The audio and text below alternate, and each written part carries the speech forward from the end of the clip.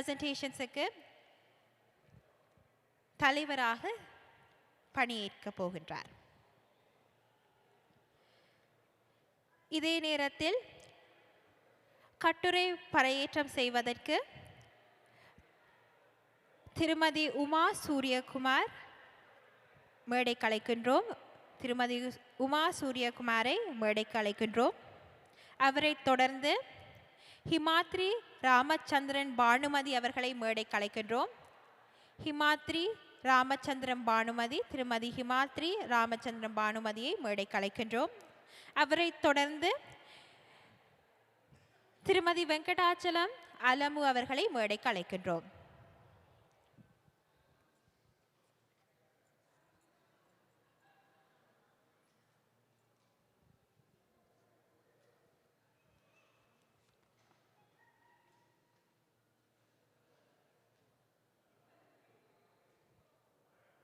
இந்த அரங்கில் தமிழ் மொழியை இரண்டாம் மொழியாக கற்றல் கற்பித்தலில் தொல்காப்பியத்தின் பங்கு என்ற தலைப்பில் திருமதி உமா சூரியகுமார் கட்டுரை பறையேற்றத்தை எடுத்து வரப்போகின்றார். அவரை தொடர்ந்து தமிழ் மொழி கற்றல் கற்பித்தலிலும்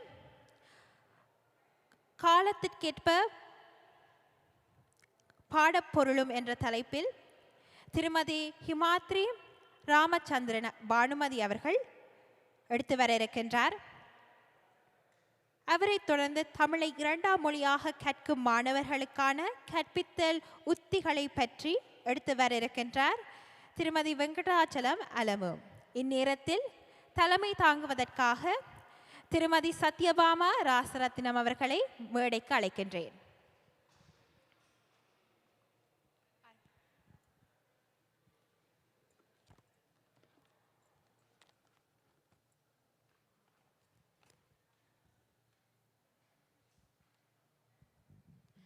வணக்கம்.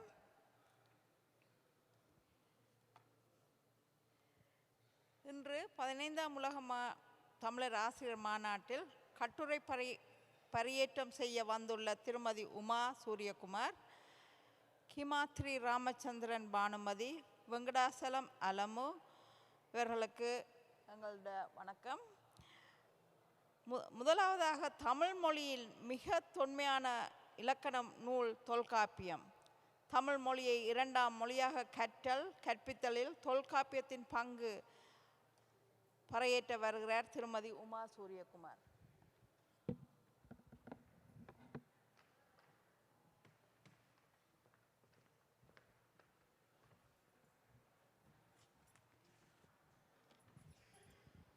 பின்னுக்கு இருக்கும் அனைவரையும் முன்னுக்கு வந்து இருக்கும் அமருமாறு கேட்டுக்கொள்கின்றோம். மேசையில் இருக்கும் அனைவரையும் முன் வரிசையில் வந்து நாற்காலியில் இருக்குமாறு கேட்டுக்கொள்கின்றோம்.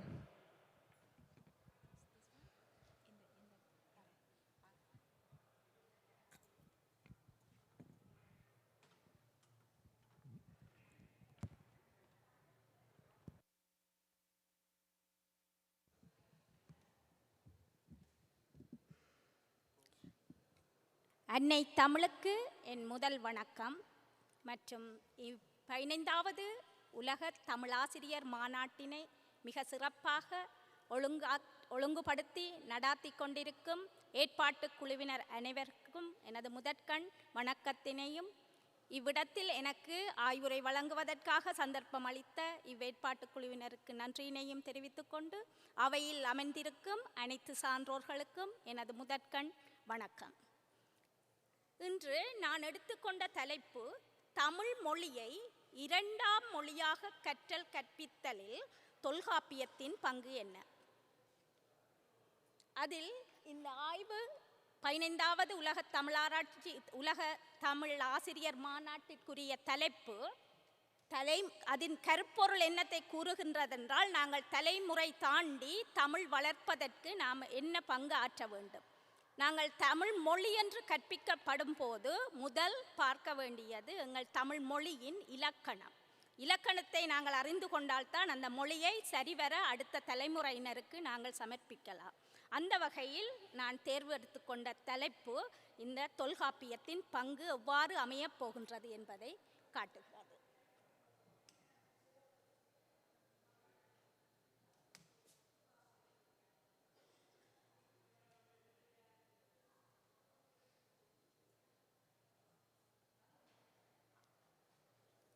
ஆய்வு தலைப்பு தமிழ் மொழியை இரண்டாம் மொழியாக கற்பதில் தொல்காப்பியம்.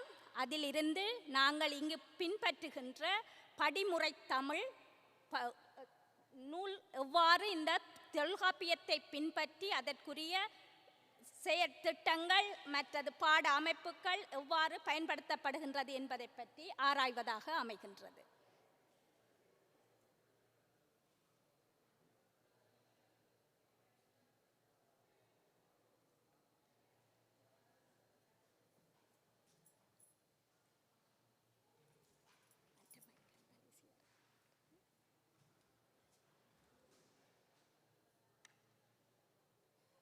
என்னுடைய ஆய்வுக்கான ஆய்வு நோக்கம் தமிழ் மொழி மிகவும் தொன்மையான இலக்கிய இலக்கண வளச்செறிவு கொண்ட ஒரு செம்மொழியாகும். இவ்வாறான சிறந்த ஒரு செம்மொழியை நாங்கள் எமது புலம்பெயர் தேசங்களில் தாய்மொழியாக மாணவர்கள் கொண்டிருந்த போதிலும் அதனை இரண்டாம் மொழியாகவே கற்கின்றார்கள். அந்த தொல்காப்பியத்தை நாம் என்ன செய்கின்றோம், தமிழ் மொழியாக கொண்ட அந்த மாணவர்கள் தொல்காப்பியத்தை நாங்கள் கூறியவுடன் அது ஒரு பெரிய மொழிச்சுமை என கருதுகிறார்கள். இன்று நாங்கள் பார்த்தோமானால் தொல்காப்பியம் ஒரு ஆய்வு நிலையில் உள்ள மாணவர்களுக்கு அல்லது பல்கலைக்கழகங்களில் படிக்கின்ற மாணவர்களுக்கு மட்டுமே அது ஒரு பாடநூலாகவோ இல்லாட்டி ஒரு அறிமுகப்படுத்தப்படுகின்ற ஒரு நூலாகவோ காணப்படுகின்றது. இளம் சந்ததியினரோ சாதாரண தமிழ் ஆசிரியர்களோ அதனை கற்பதுமில்லை. அதை பற்றிய தெளிவு அவர்களுக்கு இருப்பது மிகவும் அருமை. ஆகவே நாங்கள் ஒரு சமயம் ஒரு கிறிஸ்தவ சமயத்தை எடுத்தமென்றால் அவர்களுக்கு பைபிள் எவ்வாறு இருக்கிறதோ, இல்லையென்றால் திருக்குர்ஆன் எவ்வாறு இஸ்லாமியருக்கு இருக்கின்றதோ, அது போன்று ஒரு தமிழ் மொழியை கற்பிக்கின்ற எந்த ஒரு ஆசிரியருக்கும் எந்த ஒரு மாணவர்களுக்கும் அவர்களுக்குரிய அந்த ஒரு பைபிள் போன்று இருக்கக்கூடியது தான் இந்த தொல்காப்பியம். அவர்கள் கட்டாயமாக அதை பற்றிய தெளிவு அவர்களுக்கு இருக்க வேண்டும். இது எமது ஆய்வு நோக்கமாக அமைகின்றது. அடுத்ததாக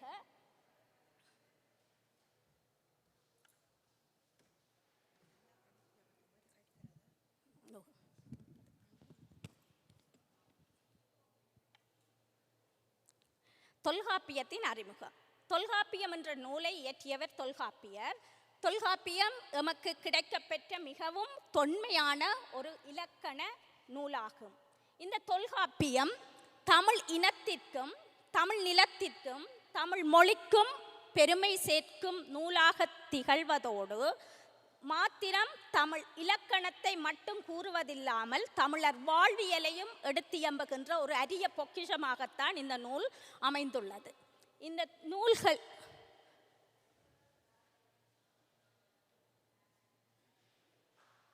தொல்காப்பியத்தின் உரைகளை பற்றி நாங்கள் அறிந்து கொண்டோமானால் தொல்காப்பியத்தின் உரை ஏன் எழுதப்பட வேண்டும், தொல்காப்பிய நூலை நாங்கள் நேரடியாக மூல நூலை நேரடியாக கற்க முடியாது என்றால் அதில் இருக்கின்ற சொல் அமைப்புகள் மற்றது சூத்திர அமைப்பின் வடிவில் இருப்பதனால் அதனை அனைவரும் புரிந்து கொள்ள முடியாதிருக்கின்றது.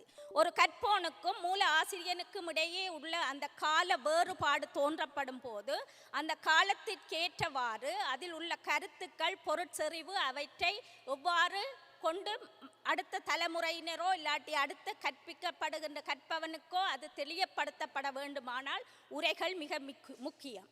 அந்த உரைகளின் வரிசையில் தொல்காப்பியத்திற்கு இளம்பூரணர், நச்சினார்க்கினியர், பேராசிரியர், சேனாவரையர், தெய்வச்சிலையார், கல்லாடர் போன்ற பல்வேறு உரையாசிரியர்கள் இதற்குரிய உரையினை எழுதியுள்ளார்கள். தொல்காப்பியத்திற்குரிய நூல் அமைப்பினை நாங்கள் நோக்கினோமானால் அந்த நூல் அமைப்பு முதலில் அதிகார பகுப்பாக அமைந்துள்ளது. எழுத்து, சொல், பொருள் என்னும் 3 வகையான அதிகாரங்களை உடையது. அது மேலும் உபபிரிவாக இயல்களாக வகுக்கப்படுகின்றன. இயல்களாக ஒவ்வொரு அதிகாரங்களும் 9 இயல்களாக வகுக்கப்படுகின்றன. நேரம் கருதி அவற்றை நான் கூறவில்லை, நீங்கள் இதில் பார்த்து கொள்ளலாம். அதில் எழுத்து, பொருள் என்பன எமக்கு மிகவும் மொழி சார்ந்த இலக்கணத்துக்கு பயன்படுகின்றது. பொருள் அதிகாரம் எமது வாழ்வியல் சம்பந்தமான விடயங்களை நாங்கள் அதில் கற்றுக்கொள்ளலாம்.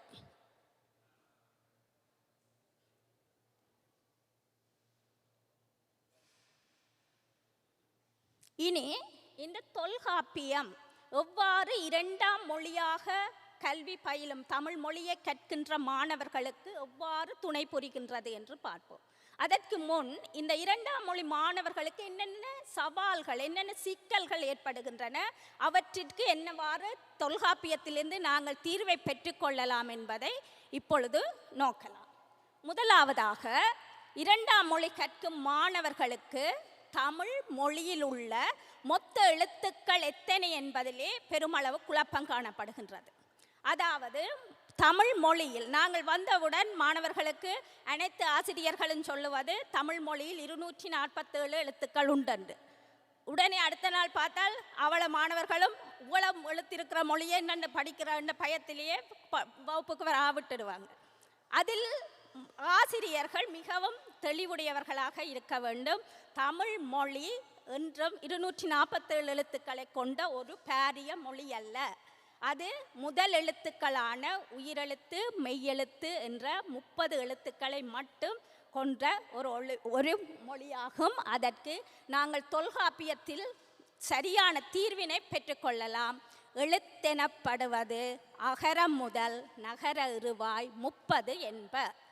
அந்த 30 எழுத்துக்கள் தான் எழுத்தென்று கூறப்படுகின்றன. ஆனால் நாங்கள் அவற்றை விடுத்து உயிர்மெய்யையும் நாங்கள் எழுத்தாக சேர்த்து அது 216 எல்லாமாக 247 என்று மாணவர்களுக்கு நாங்கள் ஒரு பெரும் பயத்தினை உருவாக்குகின்ற ஒரு தன்மையைத்தான் இங்கு காண முடிகின்றது. அதில் ஆசிரியர்கள் மிகுந்த தெளிவு இருத்தல் வேண்டும். அடுத்ததாக சார்பெழுத்துக்கள். இந்த எழுத்துக்கள் தவிர இதனை சார்ந்து வருகின்ற மற்ற 3ம் உண்டென்று தொல்காப்பியர் கூறுகிறார். அவை குற்றியலிகரம், குற்றியலுகரம், ஆயுதம் என்பன. அப்போ ஆயுத எழுத்தும் எங்களுக்கு நாங்கள் எங்கள் முதல் எழுத்துக்களில் சேர்க்க முடியாது.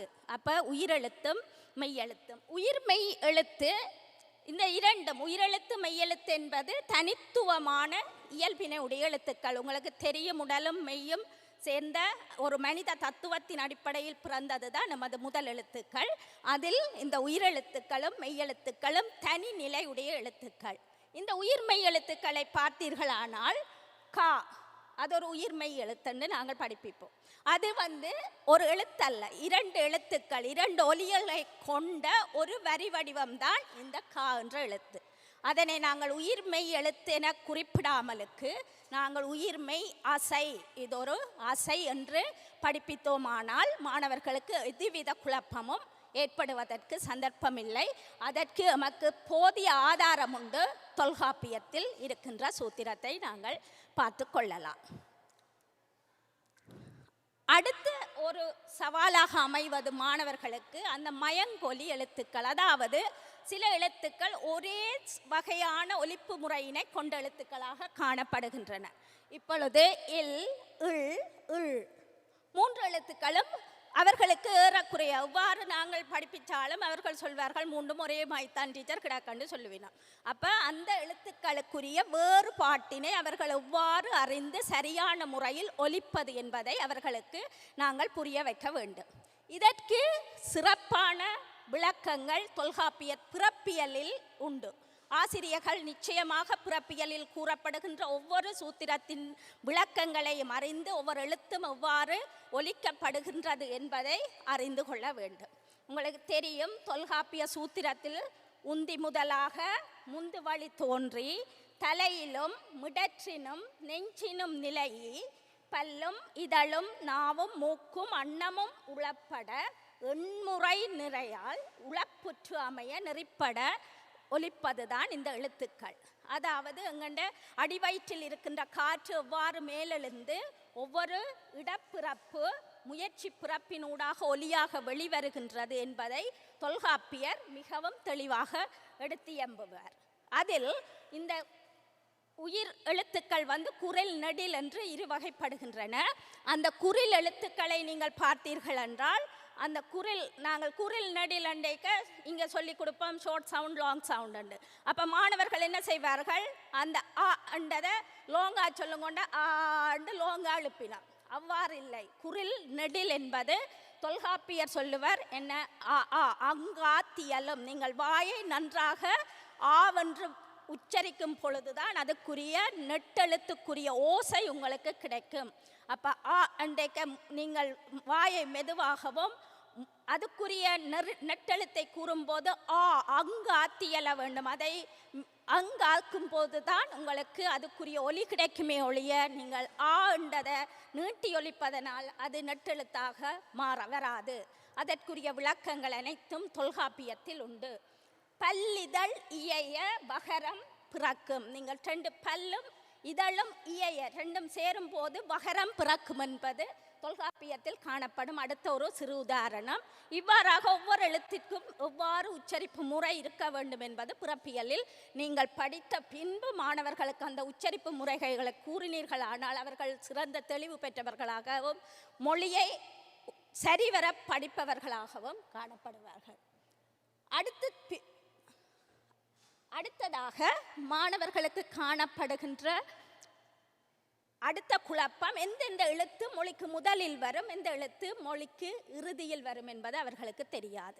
அப்போது நாங்கள் இந்த மாணவர்கள் இதை தெளிந்த இருந்தார்களானால் அவர்களுக்கு நிச்சயமாக தெரியும் எந்த எழுத்தை நாங்கள் ஒரு சொல்லை உருவாக்க எந்த எழுத்து முதலில் வரும், எந்த எழுத்து இறுதியில் வரும் என்று அவர்களுக்கு தெரிய வேண்டும். இதற்குரிய விளக்கங்களை நீங்கள் தொல்காப்பியத்தில் மிகவும் தெளிவாக எந்தெந்த எழுத்து மொழி முதல் வரும், எந்த எழுத்து மொழி இறுதி வரும், எந்த எழுத்து வராது என்பது மிகுந்த விரிவாக நீங்கள் தொல்காப்பியத்தில் காணலாம். இதில் சில உதாரணங்கள் மட்டும் நான் தந்திருக்கின்றேன். மிகுதி எனது கட்டுரையில் விரிவாக காணப்படுகிறது. இதில் இட், இன், இட், இன், இல், இல், இல், இல் இந்த ஆகிய மெய் எழுத்துக்கள் மொழி முதலாக.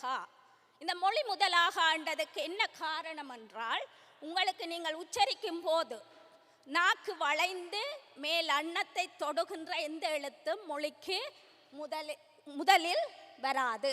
அவ்வாறான மொழி முதல் எழுத்துக்களை நீங்கள் உச்சரித்து பார்த்து நீங்கள் அறிந்து கொள்ளலாம். உங்கள் நாக்கு எவ்வாறு வளைந்து மேல் அன்னத்தை தொடுகின்றதோ அந்த எழுத்துக்கள் எதுவும் உங்களுக்கு மொழி முதலில் வராது. மற்றது இக், இச், இட், இட், இத், இப் போன்றன மொழி இறுதியாக. உங்களுக்கு வல்லின எழுத்துக்கள் தெரியும். அந்த வல்லின எழுத்துக்கள் மொழி இறுதியில் ஒரு சொல்லிலும் அமையாது. ஏனென்றால் வல்லினத்தை நீங்கள் உச்சரிக்கும் போது உங்களுக்கு அதுக்கு முழு காற்றும் உங்களுக்கு வெளியில் போய்விடும். இக் என்றால் அதுக்கு பிறகு நீங்கள் அடுத்த எழுத்தை உச்சரிக்க முடியாது. வல்லின எந்த எழுத்தையும் சொல்லி பாருங்க, உங்களை அந்த எழுத்தை நீட்டி ஒலிக்க முடியாது.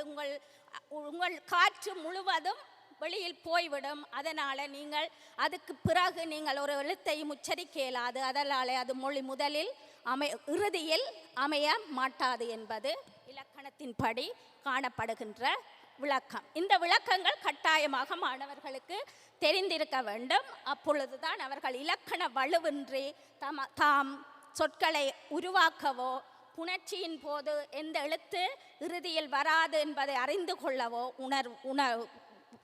அவர்களுக்கு உதவி புரியும் என்பது தெளிவாக இருக்கும். அடுத்ததாக மெய்மயக்கம். மெய்மயக்கம் மிகவும் ஒரு சிக்கலான ஒரு பகுதி என மாணவர்கள் கருதுகிறார்கள். ஆனால் அந்த மெய்மயக்கத்தை பற்றிய ஒரு தெளிவான கருத்து இருந்தால் அவர்கள் எழுத்துப்பிழையோ சொற்பிழையோ வாக்கிய அமைப்பில் எந்த ஒரு தடுமாற்றமும் இல்லாமல் அமைக்க முடியும். இதில் நீங்கள் பார்த்தீர்களானால் மெய்மயக்கம் 2 வகைப்படும். ஒன்று உடல்நிலை மெய்மயக்கம், வேற்றுநிலை மெய்மயக்கம். உடல்நிலை என்றால் 2 மெய்யெழுத்துக்களும் பக்கத்தில் உடனாக மயங்கி வருகின்ற எழுத்துக்கள். இப்போ உதாரணமாக பார்த்தீங்கள் என்றால் தட்டம், பக்கம் போன்ற எழுத்துக்கள் போன்று அமைகின்ற எழுத்துக்கள்.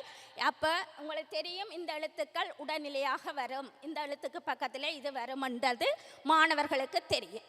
அடுத்த மயக்கம் தன் மெய்யுடன் தன் இனமெய் எழுத்து, இன எழுத்துக்கள் ஒன்று கூடுதல். இது மிகவும் மாணவர்களுக்கு அடிப்படையில் மாணவர்களுக்கு கட்டாயமாக தெரிந்திருக்க வேண்டும் எந்த எழுத்து எந்த எழுத்துடன் இனமாக சேரும் என்பது. இப்போ 3 சுழி இன், இந்த இண்ணுக்கு பக்கத்தில் இட், இது 2 இன எழுத்து. இப்போ கண்டம் என்ற சொல்லை அவர்கள் எழுதுகிறார்கள் என்றால் பல மாணவர்கள் எழுத்து பிழை விடுவார்கள். கண்டம் 2 சுழி நா போடுவார்கள். மற்றது நகரம், நகர நா போடுவார்கள். இதெல்லாம் அவர்களுக்கு குழப்பத்தை தருகின்ற எழுத்துக்கள். அவர்களுக்கு இன எழுத்து எது என்று தெரிந்தால் நிச்சயமாக அவர்கள் இந்த எழுத்து பிழையிலிருந்து மீட்டு வருவார்கள். அடுத்தது பிற மெய்யுடன் எந்த மெய் மயங்கும். இக் இச் உப் இஞ்ச் இ போன்ற எழுத்துக்கள் நகரத்துடன் மயங்கக்கூடிய எழுத்துக்கள். இது நீங்கள் பிறப்பியல்ல உச்சரிப்பு முறையை அடிப்படையாக கொண்டுதான் இந்த மெய்மயக்கங்கள் உருவாக்கப்பட்டுள்ளன. அவற்றை தெளிவாக கற்றீர்கள் என்றால் மெய்மயக்கத்தை நீங்கள் சில மாணவர்கள் பாடமாக்குவார்கள். அப்படி பாடமாக்க வேண்டிய தேவையில்லை. எந்த எழுத்துடன் வரும் என்பது அவ்வாறாக நாங்கள் பாடமாக்கி படிக்க வேண்டியதில்லை. நாங்கள் உச்சரித்து பிறப்பியலை முறையாக கற்றோம் என்றால் எந்த எழுத்துக்கு பக்கத்தில் எது அமையும், எது மெய்மயங்கும், எந்த மெய்மயங்காது என்ற தெளிவினை நாங்கள் பெற்றுக்கொள்ளலாம். அடுத்ததாக நீண்ட சொற்கள், நீண்ட வசனங்கள் அவற்றை படிக்க அவர்களுக்கு மிகுந்த களைப்பும், மற்றது அவர்களுக்கு அதில் ஒரு உணர்ச்சியாக வாசிக்கக்கூடிய தன்மையோ இல்லாட்டி வாசிப்பதில் மாணவர்கள் பெரும் சிரமம் அடைகிறார்கள். ஒரு வரி வாசித்தோனே களைச்சிடுவினம், இது வேண்டாம் என்று சொல்லுவார்கள். அப்பொழுது நாங்கள் அதற்கு சிறந்த தீர்வு எமது படிமுறை தமிழ் முறை, அசை வழி கற்பித்தல். நீங்கள் ஒரு வசனத்தை அவர்கள் ஒவ்வொரு தனித்தனி எழுத்துக்களாக கூட்டி வாசித்தார்கள் என்றால் அவர்கள் நிச்சயம் சோர்வடைவார்கள், அலுப்படைவார்கள். பாடத்தில் அவர்களுக்கு ஒரு பற்று வராது. மொழியே பெரும் சுமை என்பதுதான் அவர்களுக்கு வரும். நீங்கள் அசை வழியாக பாடத்தை கற்பிக்கும் பொழுது அவர்கள் மிகவும் உற்சாகத்துடன் கற்பதோடு அதை மிகவும் தெளிவாக ஒரு எழுத்து அந்த பொருள் விளங்கத்தக்கதாக வாசிக்கவும், மற்றது அந்த வாசிப்பு நேரத்தில் அவர்கள் தமது நேரத்தை கூட செலவழிக்கிறது, விரும்பி வாசிக்கின்ற ஒரு தன்மையினையும் நாங்கள் காணக்கூடியதாக இருக்கும். அப்பொழுது அவர்கள் சொற்களை பகுத்தறிவர், முறையாக உச்சரிப்பர், ஓசை நயம் குன்றாமல் பொருள் தெளிவுடன் வாசிப்பர். இலக்கண விதிகளை தாமாகவே ஒரு விளங்கிக் கொள்ளுகின்ற தன்மை இந்த அசை வழி கற்பித்தல்ல காணப்படுகிறது.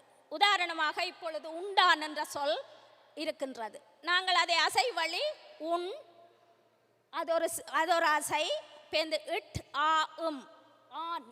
அப்போ அவ்வாறாக நாங்கள் பிரித்தோம் என்றால் உன் என்பது வினையடி என்று மாணவர்களுக்கு தெரியும். அவர்கள் அது இட் இறந்த கால இடைநிலை தெரியும், ஆண் ஆண்பால் விகுதி என்பது தெரியும். அவர்கள் இலக்கண வலுவையின்றி அதனை மிகவும் சிறப்பாக கற்றுக்கொள்ளக்கூடிய ஒரு தன்மை இருக்கும். அப்பொழுது உண்டான் என்பது நாங்கள் அந்த சொற்பகுப்பு பிரித்து பகுதி விகுதி இடைநிலை சாரியை சந்தி அதுகள் கண்டுபிடிக்கிறதுக்கு இந்த அசைவழி நாங்கள் ஆரம்பத்திலே கற்பித்தால் மாணவர்களுக்கு அதில் ஒரு சிரமம் ஏற்பட வாய்ப்பில்லை. இது மிகவும் ஒரு சிறந்த வழியாக இந்த படிமுறை தமிழ் வழிமுறை இன்று உலகளாவிய ரீதியில் பெரும் வெற்றி கண்டுள்ளது. படிமுறை தமிழ் ஆசிரியராகிய எனக்கும் மிகவும் பெருமையும் மகிழ்ச்சியும் உடையதாகும். இதற்குரிய அனைத்து புகழும் எமது ஆசான் திரு ராஜரத்னம் அவர்களையே சாரும் என்பதை இவ்விடத்தில் நினைவு கூர்வதில் மகிழ்ச்சி அடைகின்றேன். மற்றும் ஆய்வின் பயன்களும் பரிந்துரைகளும் இந்த ஆய்வினூடாக மாணவர்கள் இலக்கணங்கள் விளங்கி கற்கும் போது அவர்களால் மொழியை சரியான முறையில் கற்றுக்கொள்ள முடிகிறது. தொல்காப்பியத்தின் வழி தமிழ் மொழியினை கற்கும் போது மாணவர்களிடையே காணப்படும் பல்வேறு குழப்பங்களுக்கு தெளிவினையும், தமிழ் மொழி கற்றல் என்பது ஒரு மொழிச்சுமை என அவர்கள் பின்வாங்கும் மாணவர்களுக்கு அது ஒரு உந்து சக்தியாக அமையும் என்பது இதன் முடிவாக அமைகின்றது. மேலும் எனது பரிந்துரையாக எந்த முதல் மொழியாகவோ இரண்டாம் மொழியாகவோ எந்த மொழியாக தமிழ் மொழியை கற்கின்ற ஆசிரியர்களும் நிச்சயமாக தொல்காப்பியத்தினை பயின்று அதில் ஒரு பூரண தெளிவுடன் மொழியை கற்பிக்க செல்லுதல் மிக மிக அவசியம். மொழி என்பது இலகுவானதில்லை. நான் தமிழ் கதைக்கிறேன் தான் என்று எல்லோரும் தமிழ் கற்பிக்க முடியாது. தமிழ் கற்பதற்கு முதல் அதற்குரிய இலக்கண வரம்புகளை நீங்கள் கட்டாயமாக மிகுந்த தெளிவுடன் கற்பிக்க செல்வது மிகுந்த பயனுடையதும் மாணவர்களுக்கு எதுவித சிரமம் இல்லாத தெளிவினை தருவதாகவும் அமையும். மேலும் புலம்பெயர் நாடுகளில் குறிப்பாக தமிழ் மொழியை கற்பிக்கும் எந்த ஆசிரியர்களும் நிச்சயமாக மாணவனுடைய முதல் மொழியில் ஒரு தேர்ச்சி பெற்றவர்களாக இருக்க வேண்டும். அது மாணவர்களுடைய பல்வேறு சிக்கல்களுக்கு தீர்வாக அமையும் என்பது நான் கண்ணூடாக கண்ட எனது அனுபவ பகிர்வும் மற்றது எனது பரிந்துரையுமாகும். நிச்சயமாக இந்த 2 வழிகளையும் இங்கு புலம்பெயர் தேசத்தில் குறிப்பாக கற்பிக்கும் ஆசிரியர்கள் கருத்தில் கொள்ள வேண்டும். வாய்ப்புக்கு நன்றி, வணக்கம்.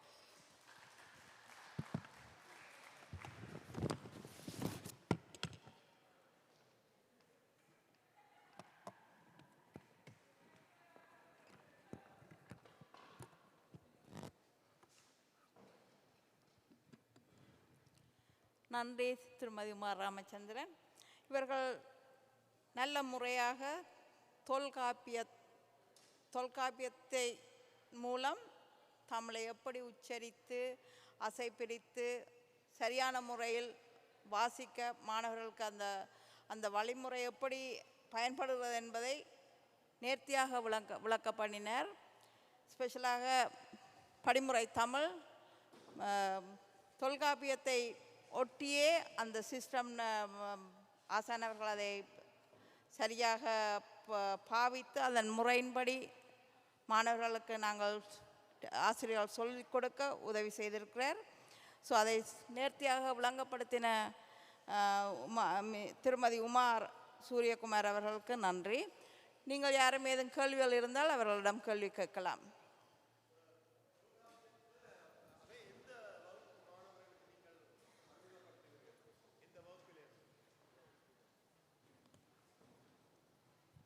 எந்த வகுப்பு பிள்ளைகளுக்கு நீங்கள் ஆரம்பிக்கிறீங்க? தொல்காப்பியம் என்பது வகுப்பு சார்ந்ததில்லை. தமிழ் மொழி கற்க ஆரம்பிக்கும் போதே நாங்கள் அதற்குரிய வழியில் தொல்காப்பியத்தின் அடிப்படையில் கற்பிக்கப்பட வேண்டும். குழந்தைகள் அதை கொஞ்சமும் புரிந்து கொள்ள மாட்டார்கள் இல்லையா? இல்லை, தொல்காப்பியம் என்று நாங்கள் சூத்திரத்தையோ பொருளை குறிப்பிடுவதில்லை. இப்பொழுது நீங்கள் குழந்தைகளுக்கு நீங்கள் உச்சரிப்பினை பயன்படுத்தும் போது தொல்காப்பியத்தின் வழி இப்பொழுது இன்று எத்தனை ஆசிரியர்களுக்கு இந்த உச்சரிப்பு எங்கே வர வேண்டும் என்றதே தெரியாது. லகரம் அதை நாங்கள் உச்சரிப்பு தொல்காப்பியத்தில் குறிப்பிட்ட தெளிவினை கொண்டு மாணவர்களுக்கு அதன் வழி கடத்துவினோமானால் அவர்கள் சிறந்த ஒரு தெளிவான மொழியை கற்பதற்கு வழிவகுக்கும். மற்றும் நாங்கள் தொல்காப்பியத்தில் இருக்கிற சூத்திரத்தையோ பொருளையோ மாணவர்களுக்கு கற்பிக்க சொல்ல இல்லை. தொல்காப்பியர் என்ன சொல்லி இருக்கிறாரோ எழுத்துக்கள் எத்தனை என்றது உதாரணத்துக்கு குறிப்பிட்டேன். எழுத்துக்கள் 247 என்று படிப்பிக்கிறார்கள். அது தவறு. தமிழ் எழுத்து 30 தான். அவ்வாறாக ஒவ்வொரு தமிழ் எழுத்துக்கள் தமிழ் முறைகள் அதை தொல்காப்பியத்தில் இருந்து மாணவர்களுக்கு ஏற்ற வகையில் ஆசிரியர்கள் கொண்டு செல்ல வேண்டும் என்பதுதான் இதன் பொருள். நன்றி. நன்றி.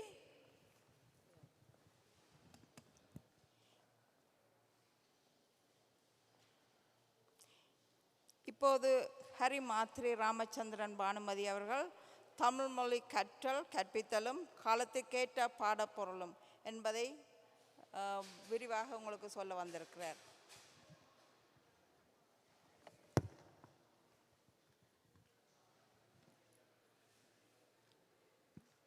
அவையோர் அனைவருக்கும் எனது பணிவன்பான வணக்கம். இந்த 15ஆம் உலகத்தமிழ் ஆசிரியர் மாநாட்டில் முதல் முறையாக கலந்து கொள்வதில் மற்றற்ற மகிழ்ச்சி அடைகிறேன். அதற்கு வாய்ப்பளித்த திரு ராசரத்னம் ஐயா அவர்களுக்கும் எங்களது பள்ளி முதல்வர் VTA விந்தம் தமிழ் பள்ளி முதல்வர் திரு முருகேசு பரமநாதன் ஐயா அவர்களுக்கும் என் பணிவன்பான வணக்கங்களை தெரிவித்துக் கொள்கிறேன்.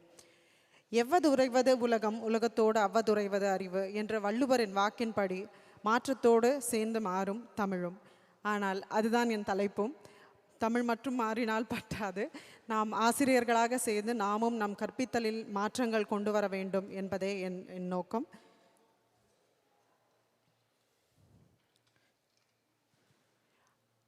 பொருளடக்கம், என்னுடைய அறிமுகம், ஆசிரியர் அறிமுகம் மற்றும் தற்கால கல்வி முறை, பாரம்பரிய கல்வி முறை, தமிழ் கற்கும் குறிக்கோள்கள், அதன் திறன்கள் மற்றும் தமிழ் மொழி கற்றல் கற்பித்தலில் நாம் செய்ய வேண்டிய காலத்திற்கேற்ற பாடுபொருள் மற்றும் கருவிகள் பற்றி கூறப்போகிறேன். என் பெயர் ஹிமாத்ரி. நான் பிறந்தது திருச்சிராப்பள்ளி தமிழ்நாட்டில்.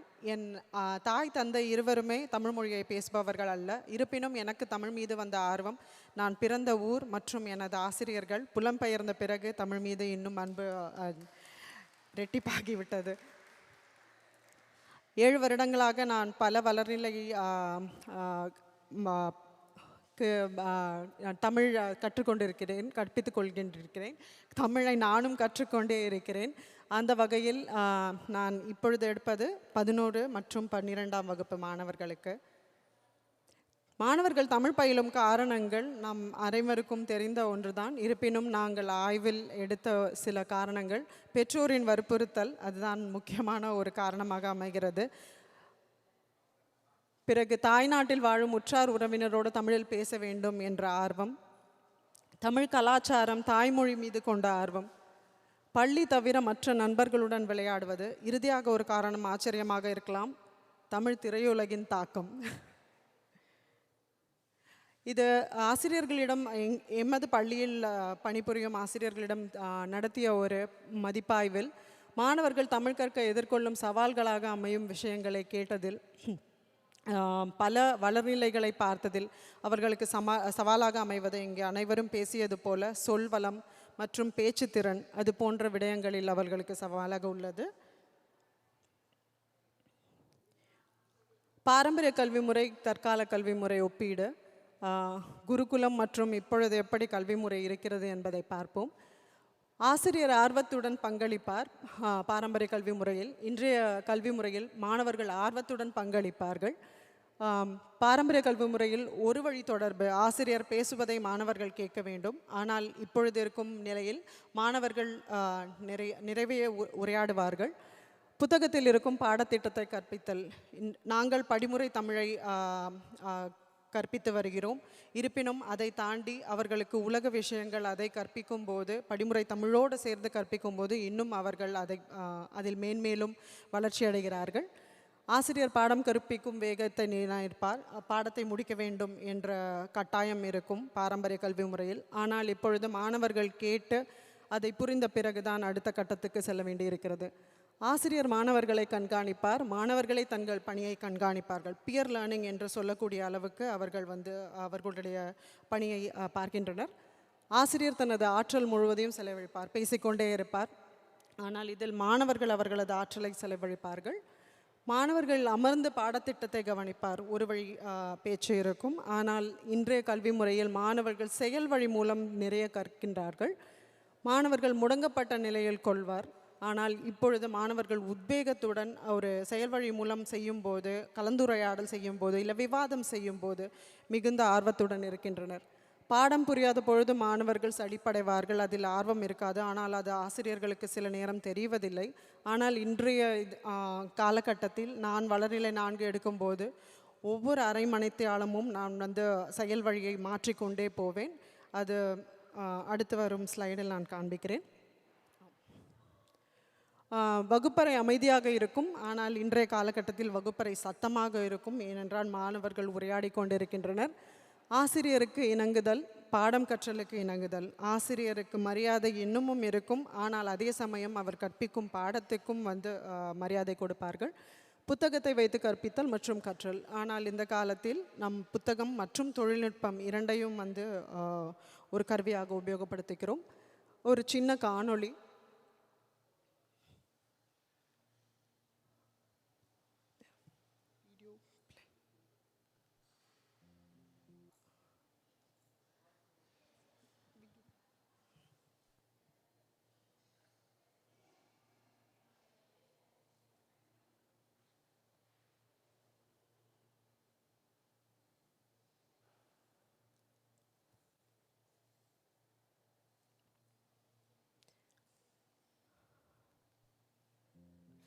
இதில் எமது ஒருங்கிணைப்பாளர் பேசியுள்ளார். வணக்கம், என் பெயர் கண்ணன்.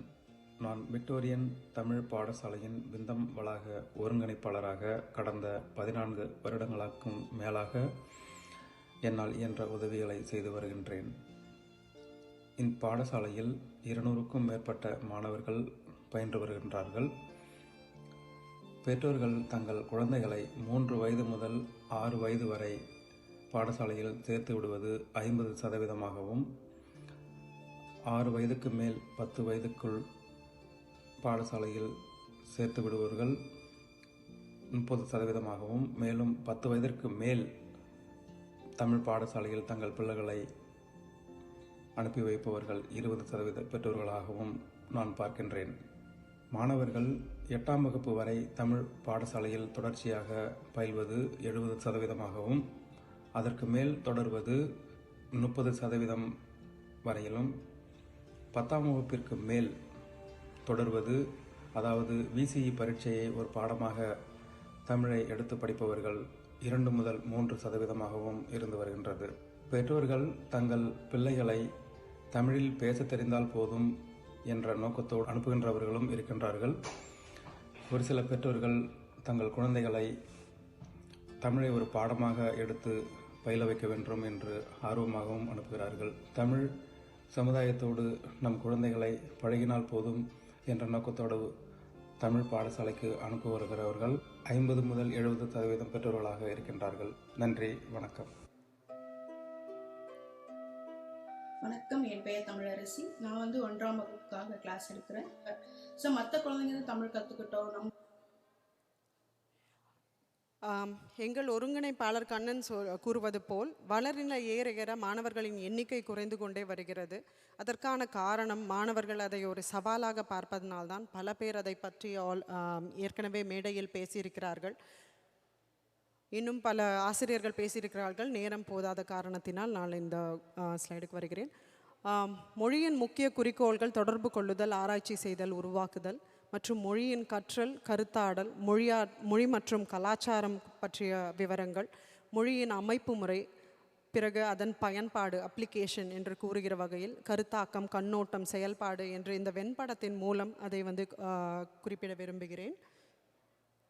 மாணவர்கள் இதையெல்லாம் கற்கும் திறன்கள், உபயோகப்படுத்தும் திறன்கள், இதை தான் நாங்கள் விக்டோரியாவிலும் மாணவர்களுக்கு சொல்லித் தருகிறோம். பார்த்தல், எழுதுதல், கேட்டல், படித்தல் மற்றும் பேசுதல் திறன்கள் மூலம் அவர்கள் அறிவர். எனது ஆய்வும் இதை குறித்து தான். பார்த்தல் திறனில் ஒரு குழந்தையின் மொழி வளர்ச்சி எடுத்துக்கொண்டால் பிறந்தவுடன் அது அம்மாவை, அப்பாவை, உற்றார் உணவர்களை பார்த்து கற்றுக்கொள்கிறது. அந்த பார்த்தல் திறன் மூலம் என்ன சவால்கள் என்று பார்ப்போம். பார்வையை ஈர்க்கும் காணொளி காட்சிகள் கண்டு மொழியை கற்பது மாணவர்களுக்கு எளிதானதாகும். எவ்வளவோ மில்லியன் யூடியூப் வீடியோஸ், இன்ஸ்டாகிராம் எல்லாம் வருகிறது. அதில் இருக்கும் சவால்கள் அதன் நம்பகத்தன்மை. யார் வேண்டுமானாலும் ஒரு காணொளியை போடலாம். அதில் இருக்கும் நம்பகத்தன்மையை எவ்வாறு நாம் எடுத்து ஆராய்வது. அடுத்தவரின் ஆக்கப்பூர்வத்தை காண்பதனால் அவர்களுக்கு ஆக்கப்பூர்வம் கம்மியாகும் வாய்ப்புகள் உள்ளது. அதற்கு காலத்துக்கேற்ற பாடப்பொருள் ஆசிரியர்கள் அதை ஆராய்ச்சி செய்து அரசாங்கம் வெளியிடும் அந்த காணொளிகளை காண்பதோ இல்லை அது சார்ந்த விஷயங்களை காண்பது மிக முக்கியமாக ஆகிறது. பின்னர் காணொளியை ஒளி நீக்கி காண்பித்தல், அந்த ஒளியின்றி அதை காண்பித்து மாணவர்களை மீண்டும் பேச வைத்தல். பின்னர் காணொளியை ஒளியுடன் மறுஇயக்கம் செய்து மீண்டும் அவர்களை கலந்துரையாட செய்தல் ஒரு விதமான கற்பித்தல் முறையாகும். வணக்கம். கேட்டல் திறனில் அடுத்து குழந்தை கேட்கும் திறனை பெற்று எவ்வாறு சொற்களை சேகரிக்கின்றதோ அவ்வாறு உச்சரிப்பு, சொற்களில் உள்ள அழுத்தம், சொற்களஞ்சியம் மற்றும் பேசுபவரின் புரிதலை மற்றவருக்கு தனது குரலின் அதிர்வு மூலமாக தெரிய வைக்க வேண்டும். அதில் இருக்கும் சவால்கள், முதல் முறை கேட்கும்போது பொருள் புரிவதில்லை. வட்டார வழக்கு, அதற்போல் வித்தியாசமான வழக்குகள் இருக்கும்போது, அவர்கள் கேள்விப்படாத வழக்கு இருக்கும்போது சவாலாக கருதுகின்றனர். கேட்டல் செயல் வழி பணி செய்யும் பொழுது கவனத்தை சிதைப்பது உண்டு. நாமே ஒருவர் பேசிக்கொண்டிருக்கும் போது கேட்காமல் விட்டால் அவர் என்ன சொன்னார் என்பது நமக்கு தெளிவாக இருக்காது. அதற்கான பாடப்பொருள் ப்ரீ லிசனிங் என்று சொல்லும் அளவிற்கு முதலில் ஒரு சின்ன முன்னுரையை அந்த ஆடியோ பற்றி அவர்களுக்கு சொல்லி பிறகு அதை பற்றி அந்த ஆடியோவை அவர்களுக்கு போட்டு காட்டினால் மாணவர்கள் உலகளாவிய விஷயங்கள் அது சார்ந்த விஷயங்களை கேட்டு தெரிந்து கொள்வார்கள். பின்னர் ஆழ்ந்த புரிதலுக்கு செல்லும் பொழுது, இரண்டாவது முறை கேட்கும் பொழுது அந்த பொருளுக்கான சூழ்நிலையை அழிந்து அவர்கள் இன்னும் மேன்மைப்படுத்துவார்கள் என்பது என் நம்பிக்கை. அடுத்து பேசுதல். குழந்தை பேசும் திறனில் செல்லும்போது பார்வையை ஈர்க்கும் அது இந்த பேசுதல் திறனின் சவால்கள் என்ன அப்படின்னு சொல்கிறேன். ஆங்கிலத்தில் முதல் மொழியாக படிப்பதனால் மாணவர்களுக்கு தமிழ் பேசும் ஊக்குவிப்பு இல்லை. கடினமான சொற்கள் விளங்கவில்லை என்றால் மாணவர்கள் அதை தெரிந்து கொள்ளும் ஆர்வம் காண்பிப்பதில்லை. பிறகு வாக்கிய அமைப்பில் தடை ஏற்பட்டால் ஆங்கில சொல் பயன்படுத்தி அவர்கள் அந்த வாக்கியத்தை நிறைவு செய்கிறார். இது சவாலாக இருக்கிறது என்று பல ஆசிரியர்கள், பெற்றோர்கள் கூறியுள்ளனர். படிமுறை தமிழ் புத்தகத்தில் உச்சரிப்பு அது சார்ந்த விஷயங்களை அவர்களுக்கு சொல்லும்போது அவர்களுக்கு பேசும் திறன் இன்னும் வலுப்படுத்தப்படுகிறது. மாணவர்களையே ஒரு தலைப்பை அளித்து விளக்கக்காட்சி செய்து வருமாறு கூறுதல். இதற்கு நான் எங்களுடைய பிரேமா ஆசிரியருக்கு நன்றி சொல்ல வேண்டும். அவர் வகுப்புக்கு சென்றபோது அவர்கள் மாணவர்களையே காணொளி காட்சி மற்றும் விளக்கக்காட்சி செய்ய வைத்து அவர்கள் ஆராய்ச்சி மூலம் தெரிந்து கொள்வதில் எவ்வாறு வேலை செய்கிறார்கள் என்பதை பார்த்து எனது மாணவர்களுக்கும் அதை முயற்சி செய்தேன். அந்த வகையில் மாணவர்கள் பெண்கள் சார்ந்த பெண் முன்னேற்றம், பிறகு தமிழ் சார்ந்த ஸ்தலங்கள், பிறகு சங்க இலக்கியம், இது போன்ற பல விடயங்களை, நட்பு, இது போன்ற பல விடயங்களை விளக்க காட்சியாக மாணவர்களை அளித்தார்கள். படித்தல், மாணவர்கள் படிக்கும்பொழுது அந்த சொற்கள் வாக்கியங்கள் மற்றும் வாசிக்காமல் வாசித்த பிறகு அதன் பொருளையும் அறிவது. வாசிக்கிறார்கள் ஆனால் அது பொருள் புரிவதில்லை. வாக்கியத்தை தடையின்றி எவ்வாறு படிப்பது என்று காண்பித்தல். அதற்கான காலத்திற்கேற்ற பாடப்பொருள், பல விதமான படித்தல் விடயங்களை அவர்களுக்கு அளித்தல். அது மட்டுமின்றி என்னுடைய வகுப்பில் தினம்தோறும் அவர்களுக்கு ரீடிங் லாக் என்று சொல்லக்கூடிய குறிப்பேடு ஒன்று கொடுத்து அதில் வாசித்ததை அதற்கான பொருள், கடினமான சொற்களை எழுதி பெற்றோர்களையும் அதை பார்த்து அவர்களுக்கு ஒரு புரிதலை அளிக்குமாறு அளித்துள்ளேன். இறுதியாக எழுதுதல். குழந்தை பிறந்தவுடன் மொழியை கேட்கிறது, பேச கற்றுக்கொள்கிறது, அம்மொழியை வாசிக்க கற்றுக்கொள்கிறது, இறுதியாக தான் மொழியை எழுத கற்றுக்கொள்கிறது. இதில் நாம் அனைவருக்கும் தெரிந்தவாறு எழுத்துப்பிழை, எழுதும் கருத்துக்கள், வாக்கிய அமைப்புகள் இவை அனைத்தும் மாணவர்களுக்கு ஒரு பிரச்சனையாக அமைகிறது. காலத்துக்கேற்ற முதலில் இதை 4 விதமாக யூனிவர்சிட்டி ஆஃப் சிகாகோவில் செய்த ஆராய்ச்சியில் எழுதும் திறனை எவ்வாறு முன்னேற வேண்டும் என்று கொடுத்துள்ளார்கள். அதையே நான் இங்கு அளித்துள்ளேன். அட்டென்ஷன் ஃபேஸ் என்று சொல்கிற முதல் வளர்ச்சி படை கவனம், கருத்துக்களை சேகரித்தல், மைண்ட் மேப்பிங் என்று சொல்லக்கூடிய அந்த தலைப்பை சார்ந்த விடயங்களை எடுத்தல். பிறகு சேகரித்த கருத்துக்களை விசாரணை செய்தல், அது சரியானதா இல்லையா என்று விசாரணை செய்தல். 3ஆம் வளர்ச்சிப்படை விசுவலைசேஷன் ஃபேஸ், நாம் அனைவரும் செய்வது போல் டிராஃப்டிங் என்று கூறுவாறு அதை ஒரு வாக்கியங்களாக அமைத்தல். இறுதியாக அதை வாசித்து எடிட்டிங் ஃபேஸ் என்று கூறும் அளவிற்கு அதை திருத்துதல்.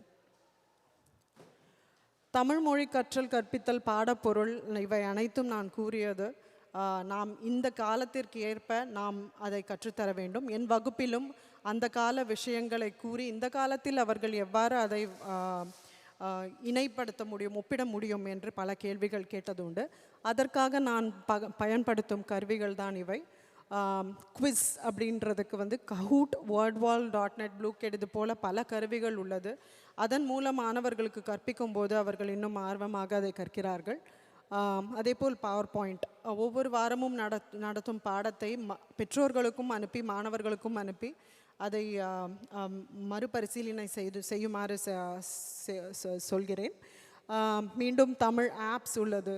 பிறகு காணொளிகள் மற்றும் வலையொலிகள் மூலம் கிடைக்கும் ஒலி அமைவுகளை கேட்டு அதன் மூலம் அவர்களின் மொழி வளத்தை வளர்த்து கொள்ளுதல். இறுதியாக யூடியூபில் இருக்கும் கோடிக்கணக்கான காணொளிகளில் நல்ல காணொளிகளை காண்பித்தல் முக்கியமான கருவிகளாக அமைகிறது.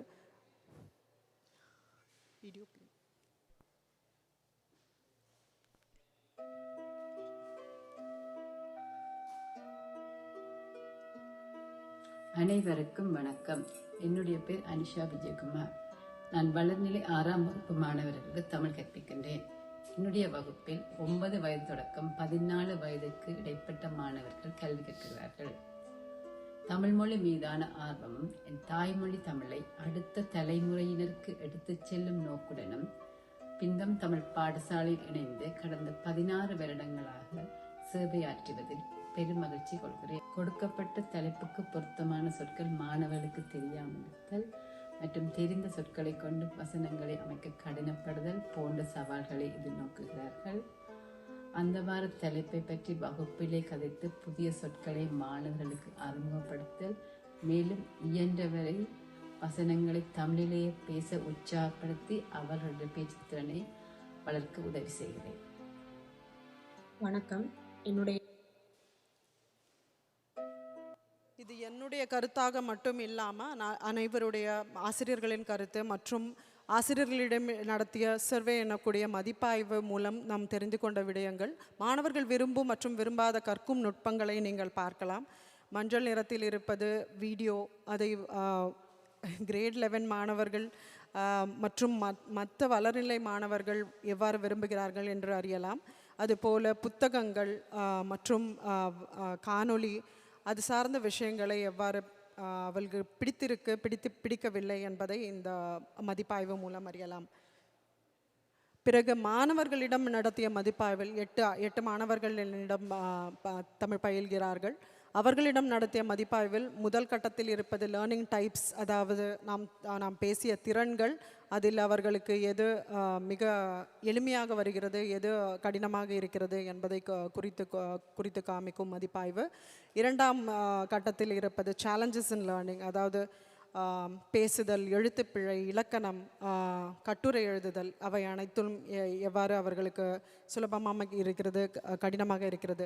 இதில் ஒரு சுவாரஸ்யமான தகவல் என்னவென்றால், வளர்நிலை 1 முதல் 10 அல்லது 11 வரை படிமுறை தமிழை கொண்டு படித்த மாணவர்கள் மிக சுலபமாக ஒரு சில விடயங்களை கற்றுக்கொள்கிறார்கள். லேர்னிங் மெத்தடாலஜிஸ், ஒரு சிலர் காணொளி கண்டு, ஒரு சிலர் கேட்டு, ஒரு சிலர் நடந்து இயற்கை மூலமாக கற்கும் மாணவர்களும் இருக்கிறார்கள். அதுதான் ப்ரிஃபர்ட் லேர்னிங் மெத்தடாலஜி.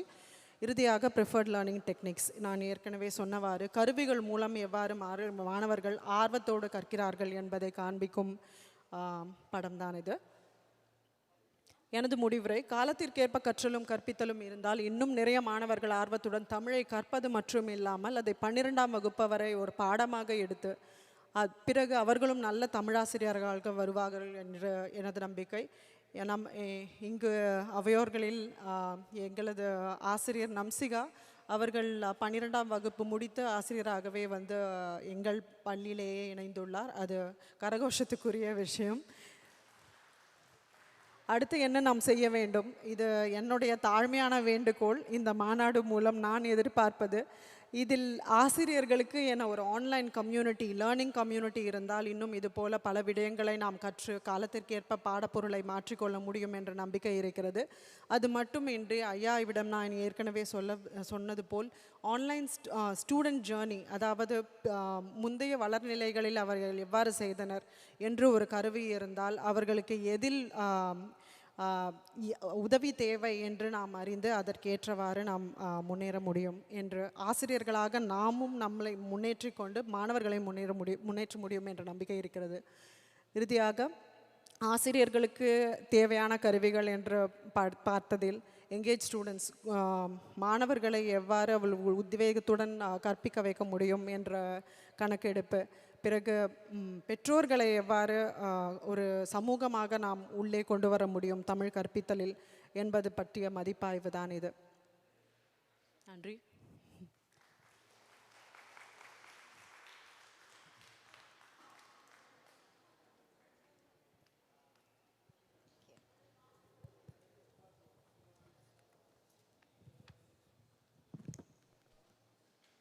நன்றி ஹிமாத்ரி.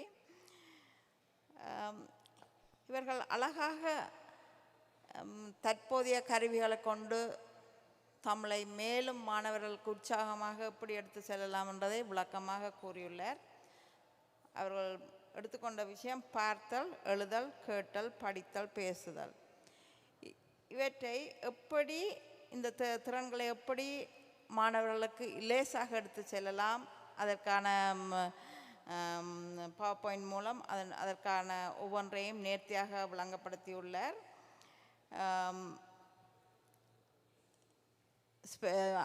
அவர் சொன்னது போல நாங்கள் ஆசிரியர்களாக இருக்கிற நாமும் இன்னும் எப்படி இலகுவாக இந்த தமிழை மாணவர்களுக்கு சொல்லிக் கொடுக்க முடியும், எப்படி அதை இன்னும் எளிதாக எடுத்து செல்லலாம் என்பதை அவர் சொன்னது போல் ஒரு ஆன்லைன் க்ளூ அப்படி எதுவும் அந்த முறைகளை நாங்கள் பாவித்து தமிழை சரியாக சொல்லிக் கொடுக்க முயற்சிப்போம். நீங்கள் யாரும் அவர்களிடம் எதுவும் கேள்விகள் இருந்தால் நீங்கள் கேட்கலாம்.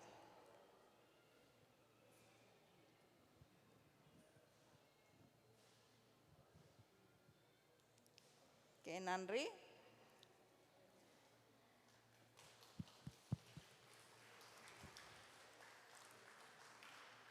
இந்த இடத்தில் அடுத்ததாக தமிழை இரண்டாம் மொழியாக கற்கும் மாணவர்களுக்கான கற்பித்தல் உத்திகளை கட்டுரை பறையாற்றம் செய்ய வருகிறார் வெங்கடாசலம் அலமு அவர்கள்.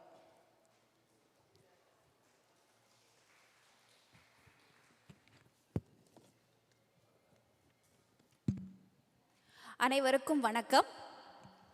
எல்லாரும் நல்லா இருக்கீங்களா? எல்லாரும் என்னோட இருக்கீங்களா? நன்றி நன்றி. சரி, இன்று எழுத்து வழி கருத்து பரிமாற்றம் இதை பற்றி நான் பேச போகிறேன். மேலும் பாசா எனக்கூடிய சக மாணவர் சுய மாணவர் மதிப்பீடு இதை பற்றியும் நான் பேச போகிறேன். இந்த இரண்டு தான் இன்று என்னுடைய நோக்கமாக இருக்க போகுது. சரி, நான் வெங்கடாசலம் அலமு, நான் சிங்கப்பூர் நாட்டிலிருந்து வருகிறேன். என்னோட பகிர்வுக்கு முன்னாடி சிங்கப்பூர் தமிழ் கல்வியை பற்றி ஒரு சிறு முன்னோட்டம் நான் கொடுக்க போகிறேன்.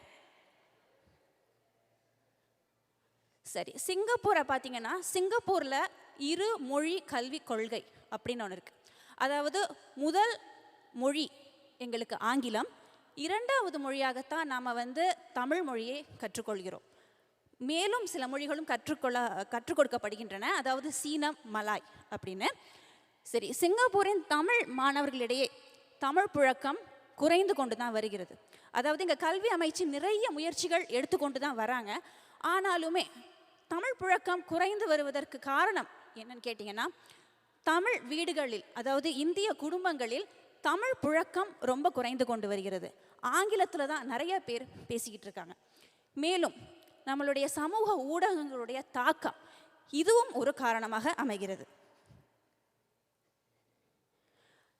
அதனால தான் நம்ம சிங்கப்பூர் கல்வி அமைச்சு தமிழ் மொழி கல்விக்காக தமிழை வாழும் மொழியாக ஆக்குவது இதுதான் அவங்களுடைய நோக்கமாக இருந்து வருகிறது.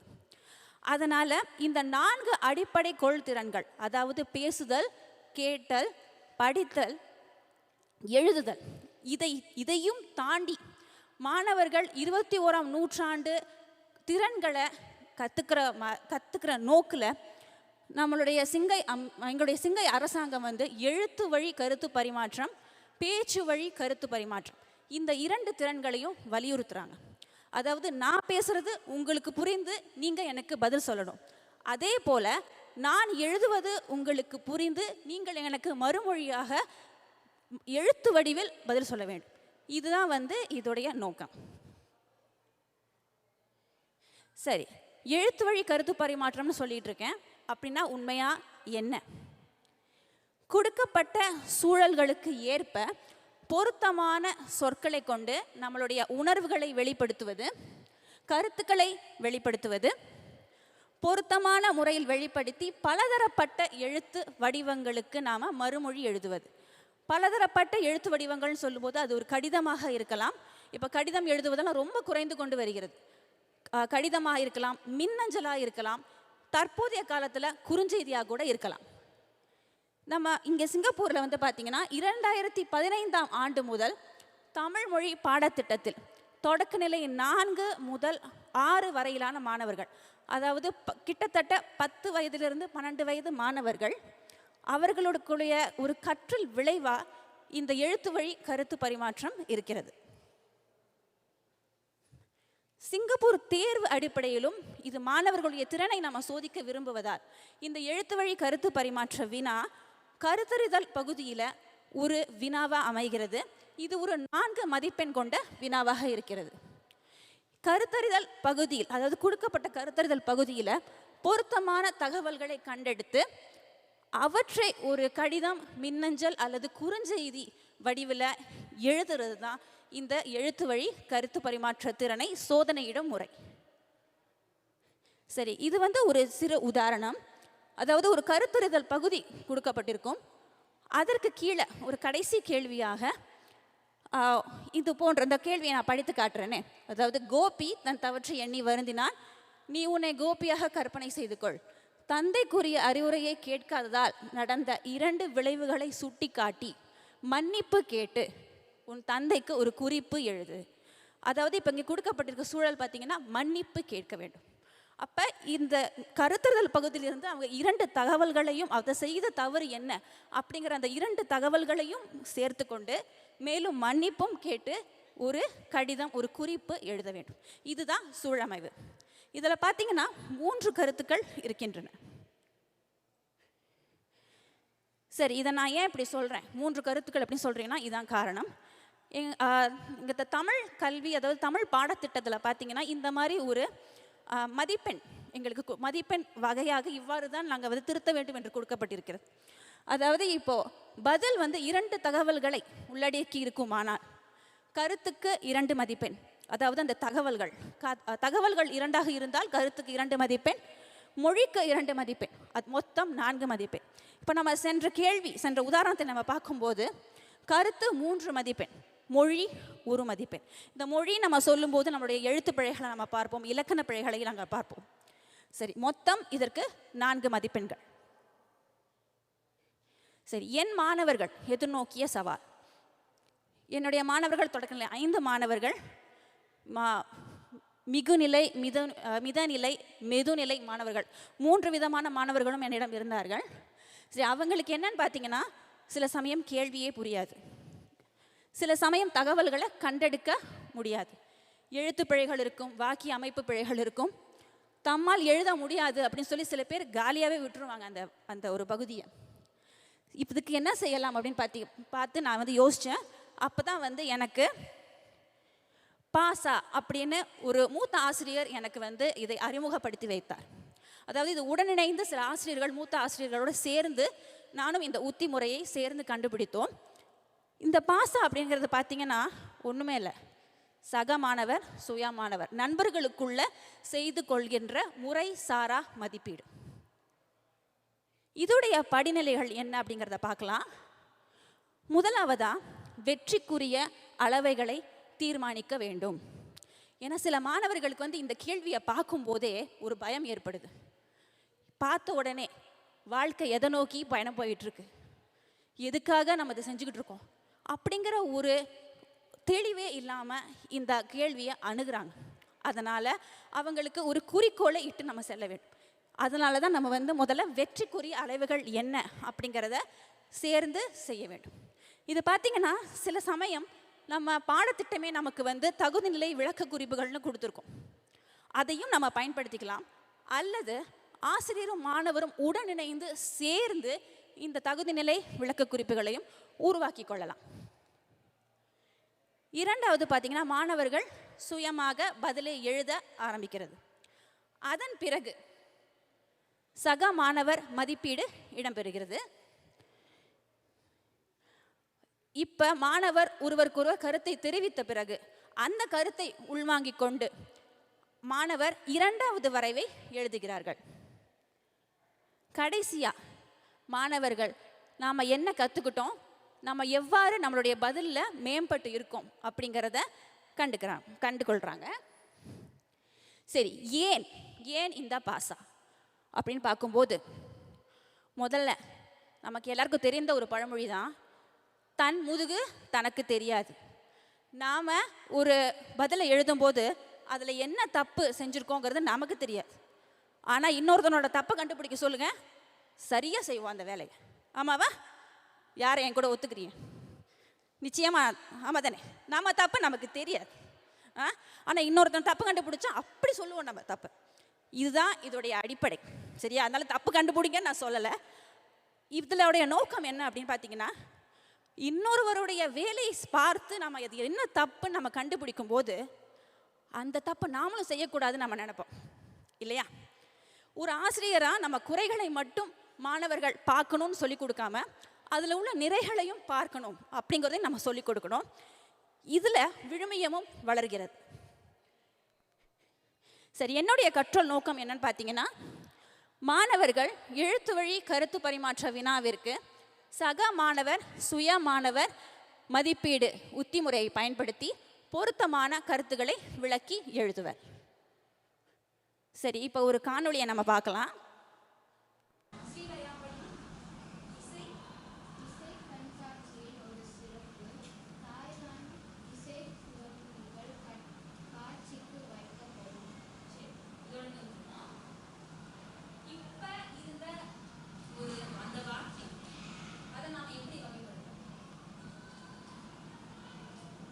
நான் காட்டிக் கொண்டிருப்பது வந்து ஒரு மிகுநிலை மாணவர், அதாவது நன்றாக படிக்கக்கூடிய ஒரு மாணவருடைய முந்தைய வேலை.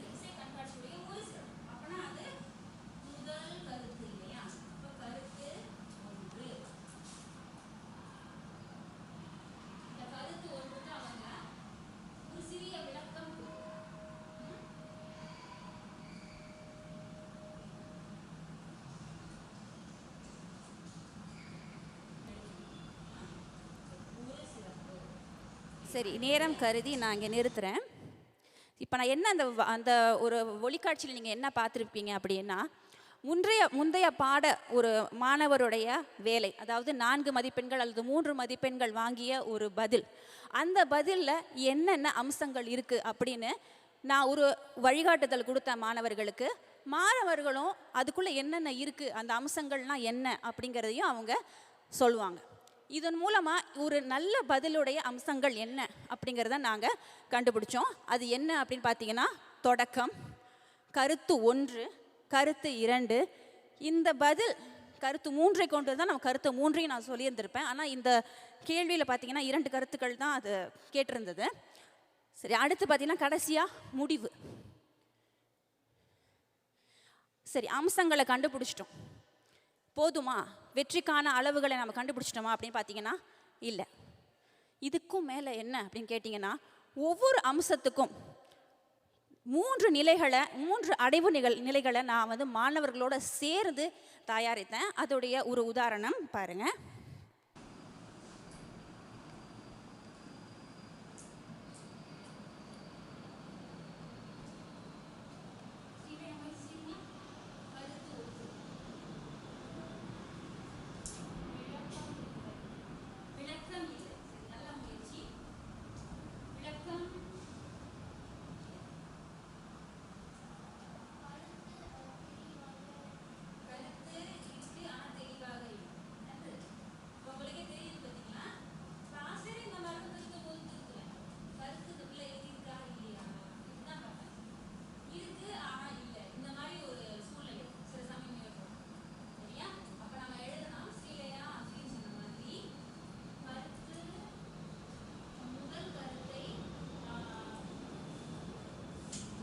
சரி, ஒலி எனக்கு சரியாக கேட்குதான்னு தெரியல. இதை பார்த்தீங்கன்னா உண்மையாக ஒரு மாணவர் தான் இதை சொல்லுவாங்க. சரியா? அதாவது கருத்து 1 தெளிவாக இல்லை அப்படின்னு. நீங்கள் பார்த்தீங்கன்னா நான் மாணவர்கிட்ட சொன்னது ஒன்று தான். அதாவது நிலை 3 இதுதான் நம்மளுடைய அதிகபட்ச வெற்றி, அதாவது முழுமையான சரியான விடை போன்றது. சரியா? அப்போ பார்த்தீங்கன்னா நான் அதை கொடுத்துருவேன் அவங்களுக்கு. சரி, நிலை 3 தான் இருக்குதுலே அதிக மதிப்பெண் கொண்டது. அப்போ நிலை 2னா என்ன, நிலை 1னா 1, அதை நீங்கள் தான் தீர்மானிக்கணும் அப்படின்னு அந்த பொறுப்பை மாணவர்களிடம் கொடுத்தேன். ஆனால் அதே நேரத்தில் நம்ம ஒரு ஆசிரியராக அப்படியே அவங்களை விட்டுற முடியாது. அவங்களுக்கு நம்ம வழிகாட்டுதலும் நிச்சயமாக கொடுக்க வேண்டும். சரி, இதுதான் கருத்துக்கான சாதனை அளவை. இது நான் பெருமையாக சொல்லிக்கொள்வேன். இது வந்து நான் மட்டும் இல்லை, என் மாணவர்களும் சேர்ந்து உடனிணைந்து நாங்கள் தயாரித்த ஒரு படிவம். சரி, இப்போ உண்மையான பாடம். அந்த உண்மையான பாடத்துக்கு போகும்போது நாங்கள் அந்த படிவத்தை தான் பயன்படுத்தினோம்.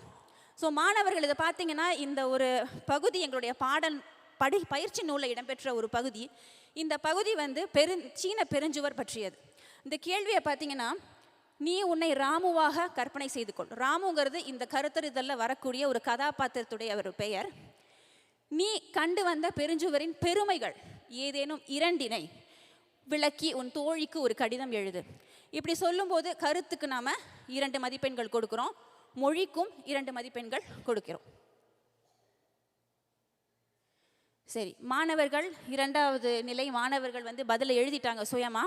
இப்போ மாணவர் மதிப்பீடு, சக மாணவர் மதிப்பீடு நடக்கும்போது பார்த்தீங்கன்னா, தகுந்த கட்டங்களில் நண்பர் அந்த பதிலுக்கு ஏற்ற மாதிரி புட்குறி இடுகிறார்.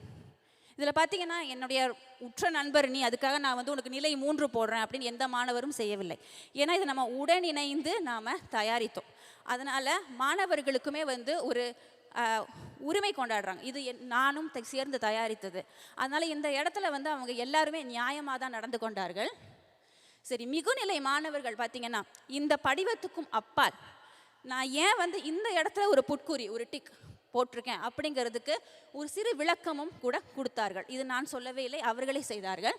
உதாரணத்துக்கு ஒரு மாணவர் வந்து பெருமைகள் எழுது அப்படின்னு சொல்லும்போது ஒரு கருத்து அவங்க என்ன எழுதுனாங்க அப்படின்னா, சீன பெருஞ்சுவர் கட்டுமான பணியில் நிறைய பேர் இறந்தார்கள் அப்படின்னு போடுறாங்க. இது நிச்சயமாக ஒரு பெருமை இல்லை இல்லையா? அதனால் வந்து அந்த மாணவர் என்ன பண்ணியிருக்காங்கன்னா, இது ஒரு பெருமை இல்லை, இதை ஏன் எழுதியிருக்க அப்படிங்கிற மாதிரி ஒரு குறிப்பாக எழுதியிருக்காங்க. சரி, இப்போ பார்த்தீங்கன்னா முதல் வரைவு ஒரு கருத்து சரியாக இருக்குது, ஒரு கருத்து சரியாக இல்லை, நடுவில் கருத்து தெரிவிப்பு நடக்குது. இரண்டாம் வரைவு பார்த்தீங்கன்னா இப்போ அந்த கருத்தை, தவறான கருத்தை மாற்றி சரியான கருத்தாக இப்போ அவங்க எழுதியிருக்காங்க.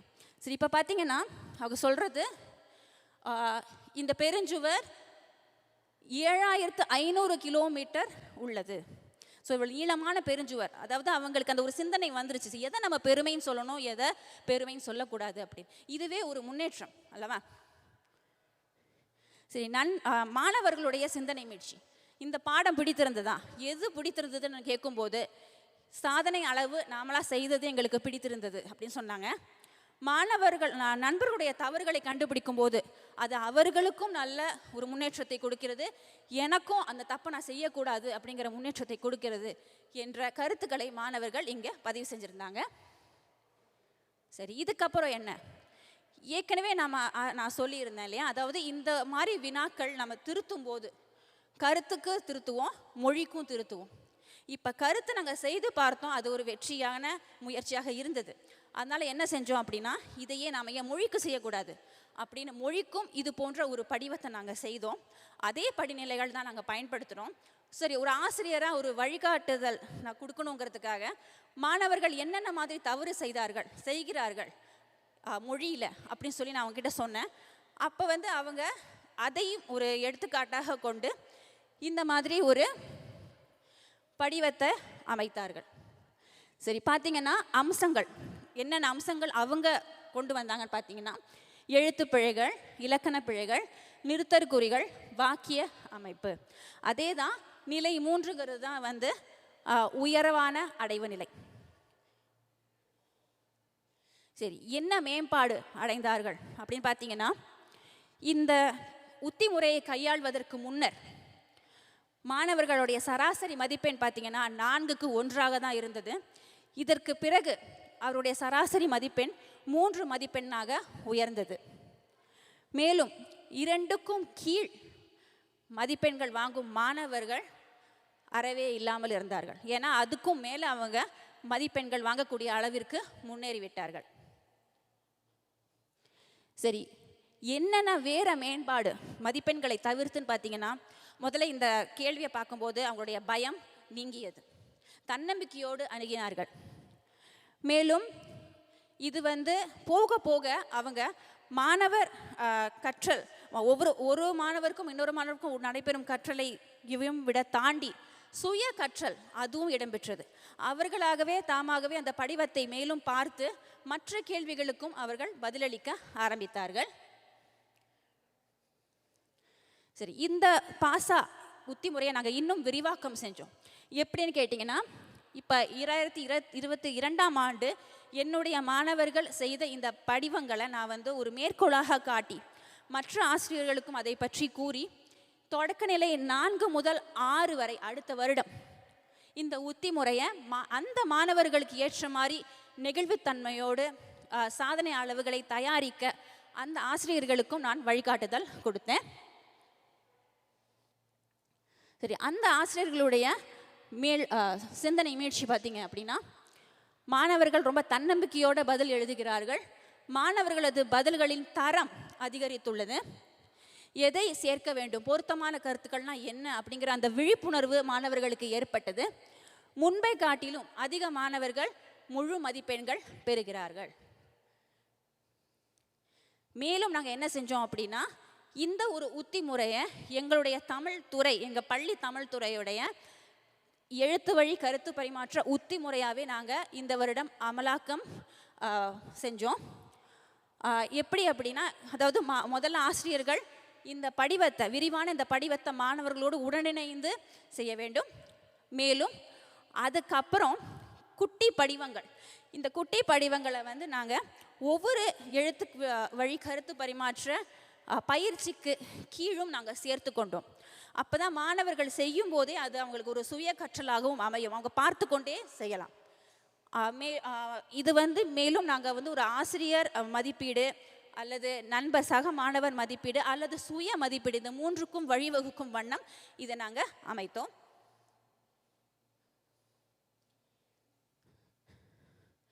சரி, மீண்டும் ஒரு பார்வை. நான் ஏன் இதை திருப்பி போடுறேன் அப்படின்னா, இந்த பாசா உத்தி முறை எழுத்து வழி கருத்து பரிமாற்றத்திற்கு மட்டுமா அப்படின்னு கேட்டிங்கன்னா நிச்சயமாக இல்லை. இந்த உத்தி முறை எந்த ஒரு பாடத்திற்கும் பொருத்தமாக அமையும். முதலாவது நம்மக்கிட்ட இருக்க வேண்டியது ஒரு சரிபார்ப்பு பட்டியல் அல்லது தகுதி நிலை விளக்கு குறிப்பு, அல்லது நாம் உடனிணைந்து செய்யக்கூடிய அது சரிபார்ப்பு பட்டியலாக இருக்கலாம், தகுதிநிலை விளக்கு குறிப்பாக இருக்கலாம். அதாவது வெற்றிக்குரிய அளவைகள் நம்ம கையில் இருக்கணும் அல்லது நம்ம தயாரித்து வைத்து கொண்டிருக்கணும். சரியா? அது இருந்தால் போதும். மேலும் நண்பர்களுக்கு ஆசிரியரும் மாணவர்களும் உடன் இணைந்து அவர்களோடு நம்ம உரையாடி அவர்களுக்கும் நமக்கும் ஒரு நீண்ட இடைவெளி இல்லாமல் நம்ம பார்த்து கொள்ள வேண்டும். சரி, இதை நான் பாஸாவை நாங்கள் இன்னும் எப்படி மேம்படுத்தணும் அப்படின்னா, கட்டுரை பாடத்துக்கும் நாங்கள் பயன்படுத்தணும். சரியா? பார்த்தீங்கன்னா ஒரு சரிபார்ப்பு பட்டியல், மேலும் மாணவர்கள் கருத்து தெரிவிப்புக்கு ஏதுவாக செய்யக்கூடிய பார்த்தீங்கன்னா கீழே பார்த்தீங்கன்னா ஒரு பாராட்டு கீழ் பரிந்துரை. சரி, இத்தோட நான் என்னுடைய பகிர்வை முடிச்சுக்கிறேன். சரி, கேள்வி பதில், உங்களுக்கு கேள்வி இருந்தால் நீங்கள் கேட்கலாம். அதே நேரத்தில் என்னுடைய தாழ்மையான வேண்டுகோள், உங்களுடைய கருத்துக்களையும் எனக்கு நீங்கள் தெரிவிங்க. இந்த QR கோடை உங்களுடைய கையடக்க தொலைபேசியில் நீங்கள் ஊடுருவி கொள்ளலாம். நன்றி. நன்றி.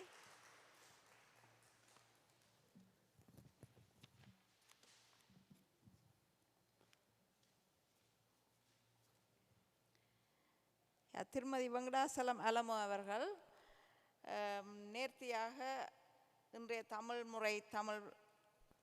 தலைமுறை தமிழில் பேசி எழுதி கருத்தை பரிமாறுவது இன்றைய காலங்களில் அது சரியான அரிது. அப்படி இருந்தும் அவர்கள் எப்படி ஊக்குவித்து இப்படி அவர்கள் எழுத்து முறை மூலம் கருத்துக்களை பரிமாறுவார்கள் என்றதை நேர்த்தியாக விளங்கப்படுத்தியுள்ளார். ஸோ நீங்கள் யாரும் அவர்களிடம் எதுவும் கேள்வி இருந்தால் நீங்கள் கேட்கலாம்.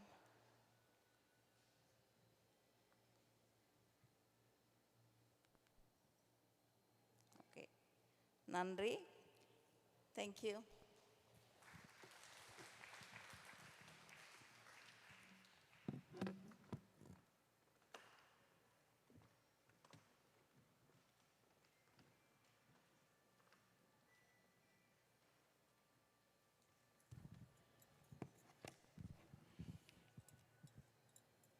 இன்றைய அரங்கம் ஒன்றுக்குரிய இரண்டாவது பகுதி கட்டுரை பறையேற்றத்திற்கு தலைமை தாங்கிய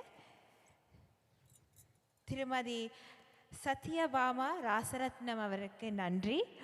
இப்பொழுது இந்த நேரத்தில் இன்று கட்டுரை பறையேற்றிய ஆசிரியர்களுக்கு சான்றிதழ் வழங்க இருக்கின்றோம்.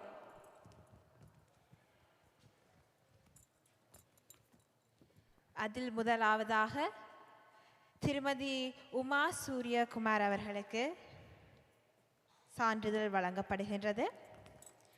இன்று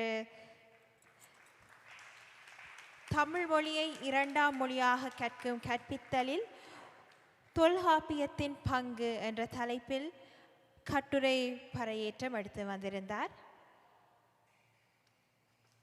தொடர்ச்சியாக திருமதி ஹிமாத்ரி ராமச்சந்திரன் பானுமதிக்கு சான்றிதழ் வழங்கப்படுகின்றது. தமிழை இரண்டாம் மொழியாக கற்கும் மாணவர்களுக்கான கற்பித்தல் உத்தி என்ற தலைப்பில் கட்டுரையை எடுத்து வந்திருந்தார். தொடர்ச்சியாக திருமதி அலமு வெங்கடாச்சலம் அவர்களுக்கான சான்றிதழ் வழங்கப்படுகின்றது.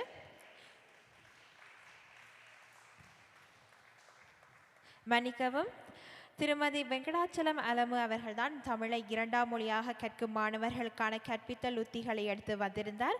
திருமதி ஹிமாத்ரி ராமச்சந்திரன் பானுமதி அவர்கள் தமிழ் மொழி கற்றல் கற்பித்தலும் காலத்துக்கேற்ற பாடப்பொருளும் என்ற தலைப்பில் கட்டுரையை எடுத்து வந்திருந்தார்.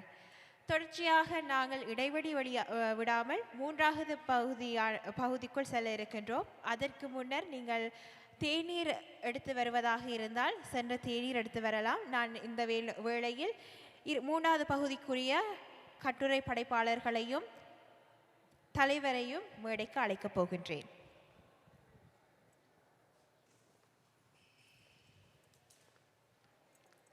மூன்றாவது பகுதி கட்டுரை பறையேற்றத்திற்காக தலைமை தாங்குவதற்காக இந்நேரத்தில் ஆல்பர்டாவில் இருந்து வருகை தந்திருக்கும் திருமதி மலர்விழி இளங்குமரன் அவர்களை மேடைக்கு அழைக்கின்றேன். திருமதி மலர்விழி இளங்குமரன் அவர்களை மேடைக்கு அழைக்கின்றேன். அவரோடு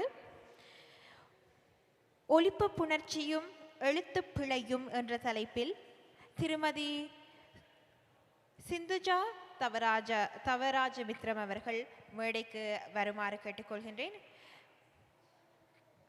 திருமதி சிந்துஜா தவராஜமித்ரம் அவர்களை மேடைக்கு அழைக்கின்றேன்.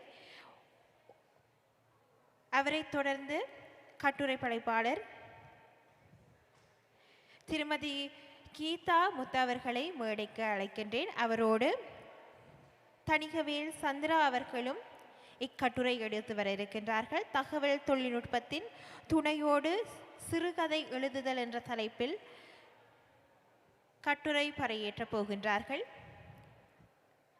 அவர்களோடு பயிலும் மாணவர்களுக்கு அசைவழி வாசித்தல் அணுகுமுறையை பயன்படுத்தி இலகுவான வாசிக்கும் திறனை மேம்படுத்தல் என்ற தலைப்பில் திருமதி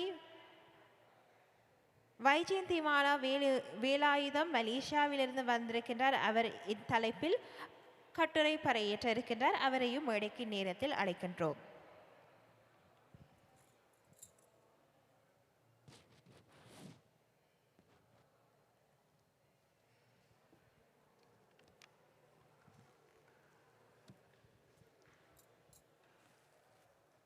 இந்நேரத்தில் கட்டுரை படைப்பாளர்கள் திருமதி சிந்துஜா தவராஜமித்ரன் அவர்களை மேடைக்கு அழைக்கின்றேன். அவரை தொடர்ந்து திருமதி கீதா முத்து மற்றும் திருமதி தணிகவேல் சித்ரா அவர்களை மேடைக்கு அழைக்கின்றேன். அவரை தொடர்ந்து திருமதி வைஜெயந்திமாலா வேலாயுதம் அவர்களையும் மேடைக்கு அழைக்கின்றேன்.